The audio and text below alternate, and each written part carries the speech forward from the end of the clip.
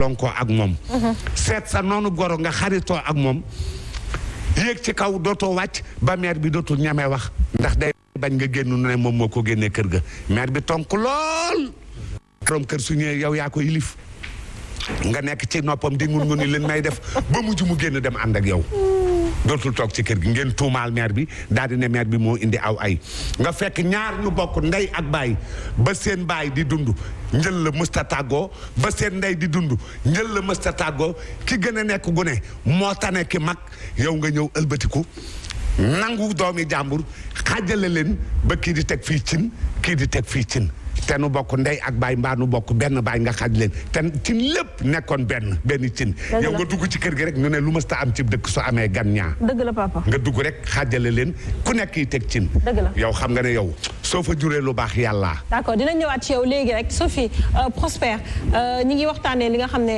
yëkkati woon nañ ko la fois passée père ñëwaat na ci point yu bëri yi nga xam ne laaloon nañ ko Sénégal mariage yu bëri yi nga xam ne ci biir kër yi lay amee kër yu mag yi la plupart bu problème amee dañ koy ji ñi nga xam ne ñooy wujju peccorgo yi wala ñi nga xam ne mooy belle-mère yi loolu la ñu bëggoon ñëwaat rek tëj ko ba ñu mën ko ba ñu mën a dem ci beneen tam incha allah.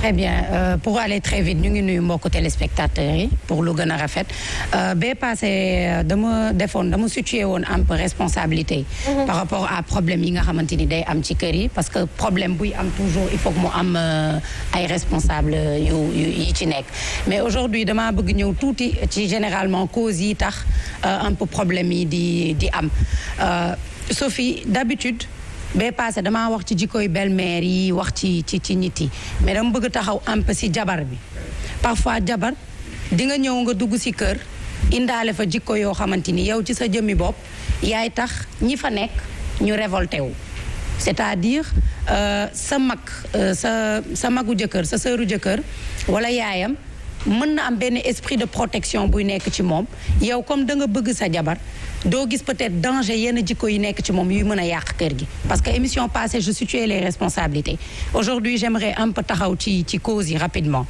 di nga gis koo xamante ni du jubóog jabaru doomam wala koo xam ne du jubóog jabaru frère am parce que gis na ci moom comportement boo xam ne kooku bu ñu ko bàyyee tuuti ci kër gi mën na tas kër gi parce que am na jigéen yoo xam ne dañu sëy si tas kër donc foofu esprit de protection day ñëw juddu ci yaay bi ak sœur bi parce que kay dafa jur doomam mu màgg kële c'est son frère à elle mais su ma taxawaatee ci jabar bi tuuti dama bëggoon attirer un peu attention nit ñi par rapport à quelque chose jour bi ñu doon waxu violence maanaam góor bi nga xamante ni day dóor jabaram ak yooyu dama ne c'est bien d'accuser mais c'est toujours aussi bien de voir source yenn problème yi parce que am na góor yoo xam ne ci violence su kër la ñu màggee yàgg gis ñuy dóor peut-être seen yaay wala dara ñu màggaale ko di ko répéter psychologiquement da ngay gis ne c'est des choses yuy arriver dans une société c'est la même chose que soxna si nga xamante ni dafa màgg ci kër goo xam ne discorde dafa am soit day màgg di ko réparer soit elle reproduit la même chose c'est-à-dire kër bu mu mënti dugg moom en tant que jabar day dem tas kër gi buñ ko mayee en tant que soxna mu yaakaar ne li amoon ci këram ba kenn mënu fa déggoo mën na lu amoon ci këram ba kenn mënu fa déggoo d'accord désolé donc li amoon ci këram bi muy nekk xale ba kenn mënu fa déggoo mën na ko répéter ci kër gi muy sëy donc am na yoo xamante ni il faudra ce qu'on appelle tout ce qui est compréhension ak communication dans un foyer xoolal par exemple bu ñu taxawee ci wujju peccorgo papa nit day ñëw sëy si kër fekk fa ki nga xamante ni daf ko fa jiitu mais kooku da koy xoolee bëtu noonu xam nga lu tax parfois c'est par peur de perdre place am bi mu amoon ci xol ci ñi mu nekkaloon ci biir kër gi joxoon moom wuccu peccorgo bi ki ñu fekk si du yaatal généralement parce que day ragal ñu nangu place ba mu amoon ci kër gi dans le cœur ci goro yi mooy au lieu nag moom mu dawal tout ce qui est entente ci biir kër gi parce que bu dee communication am na kër gi mën na defaroo day indi benn guéguerre seen diggante à part loolu nag papa ñu bëgg ko ou pas da ngay fekk këru famille lëmm am benn nit boo xam ne moo ci joué rôle seytaane bi mooy tas kër gi yëpp bu paree taxawee na le croiser les bras et généralement du nit koo xam ne mën nañ ko démasquer très tôt balaa ñu kaa démasquer kër gi tas mais du ñu xam kan la si parce que communication bi war bi ma doon wax toujours muy famille ngeen dëkk ñaar wala ngeen dëkk en groupe il faut prôner ce qu'on appelle la communication pour xool problème yi fan la commencé. donc da ciy am koo xamante ni dafay nekk ci biir kër gi au lieu mu defar mu nekk ki nga xamante ni moom mooy yàq. source problème yi. exactement léegi nag su fekkee ne da nga nekk ci biir kër defaroo fa. yàqoo fa parce que kilifa nga doo nangu déglu say doom papa da nga koy wax da ngay wax ne yow moom kër day am benn kàddu alors que kër guy am benn kàddu mooy indi lii ngay gis nii il faudra kër tamit ñuy woo famille di leen dajale di communiquer pour ñoom donc su ma situé cause yi ba pare ce que je dis je prône pour la communication dans la maison sinon kër yi ñuy gis yëpp day tas. Osper. merci beaucoup Safia di profité di nuyu ñi ñu bokkal plateau bi ak ñiy seetaan fii Sénégal ak bitim réew. di dugg rek comme ni nga ko waxee pour continuer li ñu doon waxtaanee keroog parce que père dafa wax sànq ne dëkk bu tasee ñi gan ñi la danoo ne. waaw lu mësta am ci kër. waaw suñu jekkee rek mu ne tul xet daañu ñëw ci kër ñaare gan. ci dëkk nga wax waxoo ci kër de. ci kër waaw ba tey su la ne non bàyyi ko ak dëkk waaw. ok waaw man aussi ma wax ne. néew na. diggante. góor ak jigéen ñaari way dencante bu tas wala mu am problème ñu ne goro bu góor baa tax. dëgg la. waaw d'accord. bu ma yeboo sax ne amul. waaw lan moo tax kon ñu ciblé goro bu jigéen bi ak i doomam. goro bu jigéen dafa jege doomam lool. très bien donc loolu dama doon wax dama la bëgg wax ne la li nga wax sànq ne li nga wax sànq noonu damay wax ne aussi ku ñëpp tufli nga tooy. loolu foofu laa la bëgg a xamal. maanaam ku ñu tufli fu ñëpp tufli nga tooy. léegi ku ñu tufli néew na ku ñu tufli. waaw mooy. ku jigéen goro bu jigéen ak njabootam. waaw parce que mosoo dégg kër. waaw sëy bu compliqué. waaw ñëwee la papu jëkkër jaako mayul jàmm. waaw léegi lan moo tax ñuy ciblé goro bu jigéen bi ak njaboot. foofu laa jëm si. merci beaucoup bonne question. dama wax ne. parce que man bala may wax ay solution ak situer ay responsabilité damay wax d'abord les causes les plus fondamentales parce que gis nga comment dirais-je gis nga problème yi nga xam ne mooy am diggante goro bu jigéen ak i njëkkee ak wucci peccar goo xam ne wucci peccar ko sax c'est infime. mais ci la waaw si déggoo ma ne c'est infime. parce que ku nekk ñaan nga quand même jël sa soxna dem dëkki sa këru bopp donc loolu lu ñuy gérer la. waaw yow de këru bopp nga bëgg yow. oui affirmatif. ku nekk loolu lay ñaan. waaw kan mooy ñaan juddu màgg xàmmee dee sa kër baay. man ñi koy ñaan man bokkuma ci. te ñaanuma ko kenn it. waaw d'accord waaw bokk bon maintenant xam nga càmmiñ buy dem di labat avant même le mariage ca la problème yay commencé naka diw nga ma ngay labat diw sentir nañ ne kat ba mu ko xamee ba léegi lu ne la koy defal. te takk même doon te takku ko sax fa lañ koy commencé tëkku te ñëwagul moom. loolu première cause la ci cause yi la bokk en tout cas beneen bi nekk même ca waru garba diw takk na diw may na ko nangam xolu ja fuddu xolu sër ba fuddu parce que dañuy jàpp ne effectivement lam ko may xëy na ëpp na te dañuy wax ne jigéen amul njëg. mën nga ko may 100 francs comme mën nga ko may milliard mais généralement te ki nga li may wax nii c'est des causes yoo xam ne c'est avant même le mariage maanaam li ma bëgg a wax mooy ki ñàkk jàmm ëllëg ca kër ga lu ñu koy guuxal la avant même muy ñëw généralement cela ne veut pas dire nag que ñoom ñëpp a jub wala ñoom ñëpp ñoo ay sen waxuma loolu mais souvent dama ci gis argument yoo xam ne loolu moom da koy compliquer avant muy ñëw j'ai souvent tendance à dire pourquoi les belles familles mënuñu taxaw ci martaba boo xam ne dañ naan comme quel comportement pour aider ñaari way dencante yi au lieu que chaque fois ñu citer belle famille rek c'est pour que des problèmes. waaw man dinaa guuxal ab goro laata muy ñëw sama kër. xaaral maa ngi ñëw généralement non contraire bi laay gis man xëy na yow. man dama ne dinaa guuxal ab goro te sëy seegul ma guuxal la di la xaar waaw dinaa guuxal ab goro. bu jigéen. boo xam ne sama doom tënn ma. waaw te ma xam kii nan la ndeyam daan sëyee. ma xam nan la ndeyam nekkee woon ak baayam. ma xam ndax famille bi ay sëykat nanu wala dunu sëykat. ma xam ndax ay yenukat yi ndab yi pay nanu wala dunu yenukat yi ndab yi pay. ma xam ndax ñaare waaw déglu ko Prospère waaw nga ne. est-ce que li ne ci ndey ji mën naa ne ci doom ji par force. waaw ñaare. ñaare waaw juddu bi jikko ji.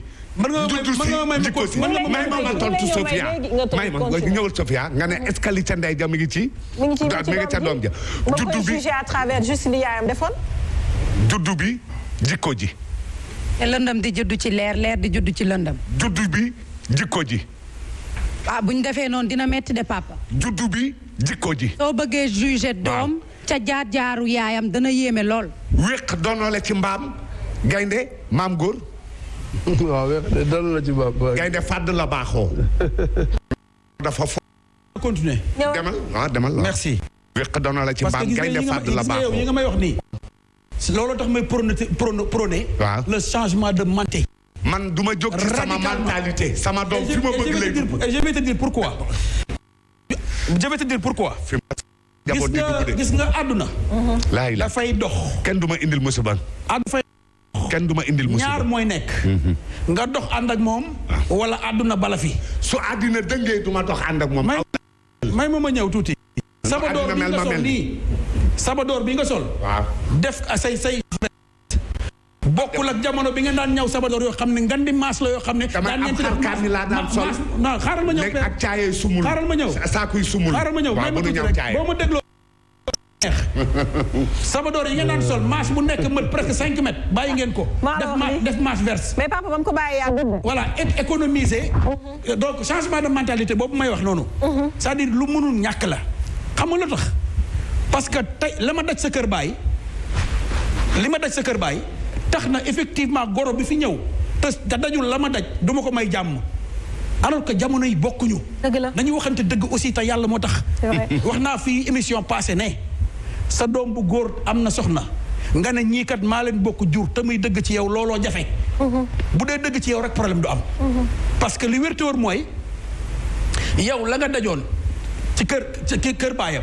force du loolu forcément sa doom ki mu takk tey loolu la war a daj. waxuma loolu de. les non donc amuloo fitu wax ko mais loolu ngay junju.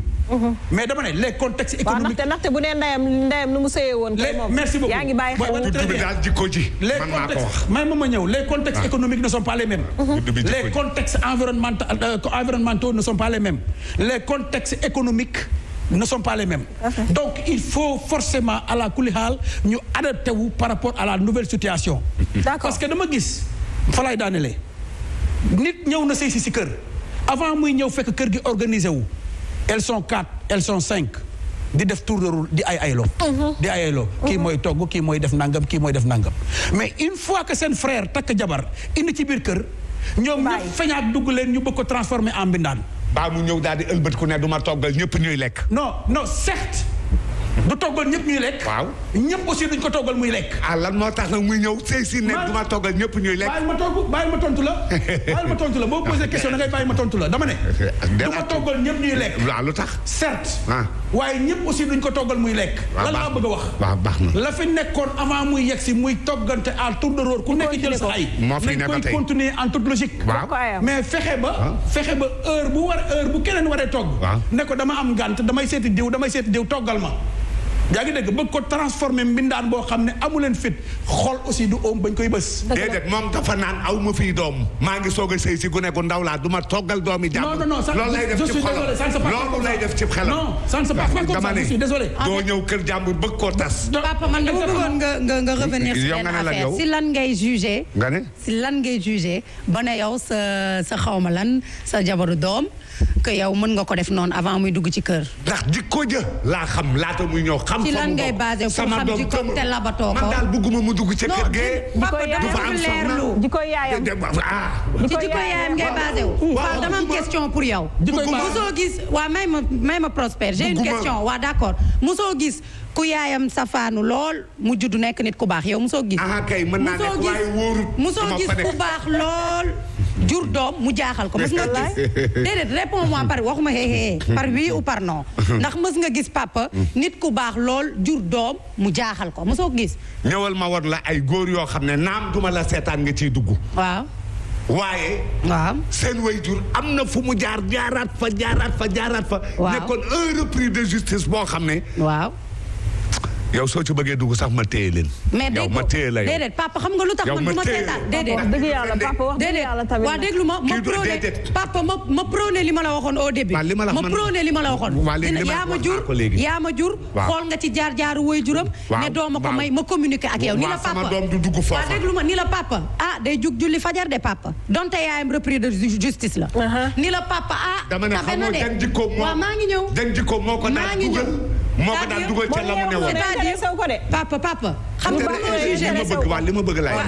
est-ce que mën naa wax noonu la ñuy waxee doomu diw doomu père diw.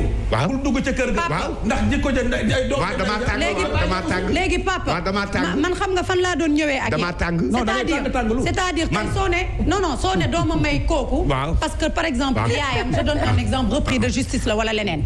man ñëw ci yow jikko dafa am lu mu jikko woo ba nekk repris de justice. waaw léegi may ma ñëw expliquer la. ni la day jug di julli fajar. ay jikko yu baax la yor. tabe na te am na yërmande da ngay bàyyi xel toujours ci li yaayam def ba doo ko may soxna yow. dama ne ay taba ngi fi. waaw. ay ñu am yërmande ngi fi. waaw ay boroomu njàng ngi fi ñoo xam ne ay boroomu njàng ngi fi. mais jéng. mais papa munoo basé wu ci. boroomi jàng yu jéng ngi fi bul ma xam-xam am na ay boroomi xam-xam yoo xam ne sunu borom tëkku na leen. moral laay wax ak dama lay wax. moral am na ay boroomi xam-xam. ay jullikati guddi. ay ñu tiim alxuraan ñoo xam ne.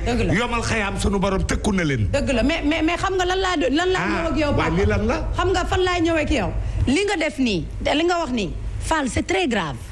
xam nga lu tax c'est très grave. yow yaa may sàkkal lu garaaw ak lu garaaw. bien sûr. juge nit ci jaar-jaaru ndeyam wala baayam. waaw. kon maanaam y a eu beaucoup de victimes ci société bi. ay nit waxuma foofu de. waaw Sophie gis nga liggéey fi ngeen toll nii. dafa am importance parce que genre père yi boo bëggee dugg ci Sophie mu ne la jox la exemple ci yaayam wala ci kenn koo xam ne par exemple amul benn lien ci nga xam ne mooy jikkowu Sophie def baatru moo ki mu bëgg ba ñëw ci kër gi duñ la may jàmm parce que bu boobaa dinañ la wutal sikk ba nga moo fi toog d'accord ne nit yar na boppam Sophie te dox na moo ko wax. nit yar na fii ku fiy kilifa nit yar na boppam. ndax gisul woy jur. waaw bu mët kilifa. waaw mën a yar. nit mbedd mi ci seen i bakken seen i parce que télé lañ toog. dama taxaw nga confirmer ko. maa ko wax. waa kooku yar boppam tey ba ay jikko yu baax. li ma wax sax Sophie dama ne bu am soxna. dama ne doo takk ndax sa yaay baaxul. dama ne nit yaroon na ci mbedd. doom juddu na amul nijaay gisul baay gisul mag gisul ku ko gindi mu romb Prospère di waxtaan ci mbedd mi ak Mohamed Mbaye mu force ay kàddu dem jëriñoo ko am déet loolu amul. am na kay papa. ñu ne doom ji amul nijaay ci mbedd lay déggee. dëgg la. amul ku ko digal amul dara. mu dox rek romb Prospère di waxtaan ak Mohamed Mbaye ci mbedd mu force ay kàddu dem gànnaayoo ko jëriñoo ko. mais papa doom ju am jom ja faj nay gàccee waajuru démb. waaw gis nga ñun suñu génération. waaw buñ doon nañ say waajur cam sax. waaw boo góorgóorloo ba doon ku baax. sa waajur boobu cam boobu mu doon dégg waaw góor. waaw ba tey maanaam jom fa ma doon ñëw ak yow. mooy nit du jaar. waajur ndax waajur ba dafa def choix am. man suma maam góor ak kii juree nu mu tudd Nene Aïcha. bu leen neexee ñu mel nu leen neex. mais buñ ma juree. man ma yar sama bopp. gëm ne war naa mën a jaar ci àdduna yoon bu baax. ak yoon bu bon am na fooy tollu choix la faal. léegi nag nga armé woo jom. mais maam góor mën naa lambal doomam. ba may ñu ko jëkkër wala. Nene Aïcha mën naa lambal doomam. àdduna tukki na. fan la ñuy teg loo. Aïcha Sophie dañu ko papa laata ñu jox maam góor moom itam mu sànni ci kàddu. maam góor mën naa lambal doomam. dëgg la ci comportement. waaw ak jikko. affaire lamb. maa ngi ñëw ci yow non di nga ma may ma dem. Pros maa ngi ñëw ci yow. Nene Aïcha mën na lambal doomam. affaire lamb. bu ñu duggee ci këru nit ku am diine wallaahi dañu ay questions yu am importance la ñuy papa nan la waa di lambalee doomam. jërëjëf Diatta. dina jikko woo loo xam ne dina tax nu dem a dem ba naam doom ja mën na fay gën waaye nu ragal ko ndax na way juróomeel. doomu maam góor su taxawee je touche du bois macha allah kenn du ne non kii son père c'est un menteur non déedéet loolu moom man mën naa koo seede. man bàyyim ku dëggu la su dee dëggu donc may tax nu may ko soxna waaw dina ko. wallaahi bu baaxee ñu fàtte maam góor. bien au contraire ci jikko laa lay wax maa ngi ci jikko bu doom ji baaxee ñu fàtte maam góor mais bu ñu bëggee jot doom ji fàttaliku ko kuy maam góor. te genre loolu la ñu war a teggi ci société bi loolu la ñu war a dindi ci société bi. ñu ne jaar-jaaru waajur c'est pas normal. maam góor bul dëggal kii li mu lay wax. maam góor d'accord d'accord waaw nañ ko déglu. non non non bul dëggal kii li mu lay wax. non non non maam góor bul dëggal kii li mu lay wax. ma jox la léegi non non Fall jëlal léegi dëggal yow xale bu tuuti bi moo lay yóbbaale. waaw demal demal ñu yàq ay adduna nit ci ay jaar jaar man li ma wax jayuma la dama koo gis ci yow. gis-gisam la ay jom faj na lépp. non non man jayuma la de. mais ay jom faj na lépp. Sophie s'il vous plaît nañu déglu nañu déglu maam góor. xam nga tey jii. ñoom ñaar départager leen dafay jafe. parce que xam nga Père Ngoné moom peut-être fi muy waxee. wallaahi mooy si jamono bu njëkk ba. am na ñu bëri ñoo xam ni tey jii bu seen doom doon jóg pour dem di wuti soxna. dañ koy tànnal kër. boo xoolee sunu kilifa yu mag yi fi nekkoon mooy borom kii yeeg yooyu dañ daan dem di jël ci doomu garmi yi. waaw soxna yeeg yooyu quoi. ay doomu comme kilifa yi ñi dem jël ay sëtu la joor yeeg yooyu. sëtu la joor mais bien vrai que boo jëlee sëtu la joor tamit. sa meññeef mën nañu am fit mën nañu am jom mën nañu am ngor. mais duñu xam nga duñu nekk ay xarekat yoo xam ne dañuy dem di. déedéet duñu xare ji ki tamit comme ni muy waxee mooy si génération jamono tamit day dox. waaw benn moment mooy tey jii am na ñu bëri ñoo xam ni dañuy ñëw sëy si kër ñu bëgg leen utiliser comme bon. duñ ko nangu. maam góor lan mooy bon fayda la. lan mooy bon maam góor. bon xam nga comme ni ñu koy waxee. xam nga turu mindaan all time di la bayaloo all time di la ko bayaloo. c'est que man turu mindaan bi. waaw laay bañ di wax quoi. d'accord comme bon yow yaa ne ma la bëgg a expliquer mooy tey képp kuy sëy ci kër. waaw war na am ay coono yoo fa daj. pour mën am doom bu am barke. loolu c'est dëgg la mais tamit nit ki du ñëw sëy si ci kër tamit ñu jàppee ko esclave. mais esclave benn moment day suppu day bañ. argument il faut argumenter même esclave doo togg doo yekk am na ci benn part doo paase. déglu ko mën nga ko def mais soxlawul sa loxo yi xar ak tëstal. déglu ko papa moom tànk ne loxo xarul.